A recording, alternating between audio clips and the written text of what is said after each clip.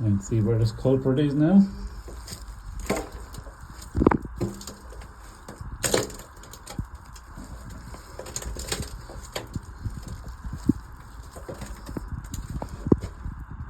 And say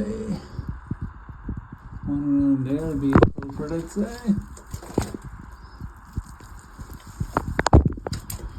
Where to go? I might get all this out and turn it on. You'll see then.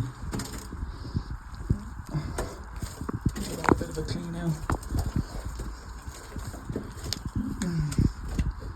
See what the story is then. Oh, it could be going no further though. Hopefully it's not a seal on the back of that motor or something.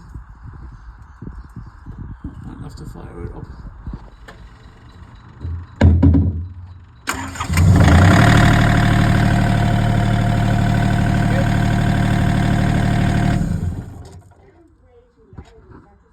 That one up there.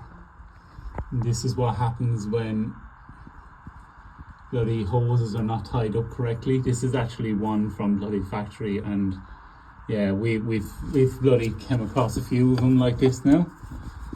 Yeah, it's starting to become a bit of a bloody issue.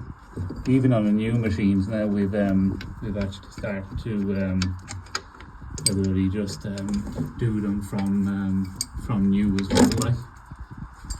So yeah, just to fucking stop them rubbing off shit, just cable tie them up.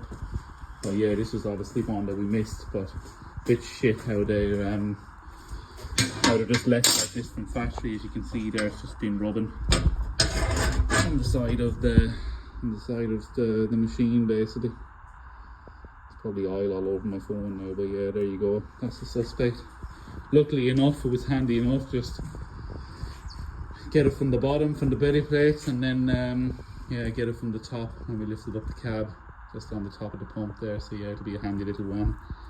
I don't know, probably about $100 or something, I'd say. So a nice little handy one for a Saturday morning.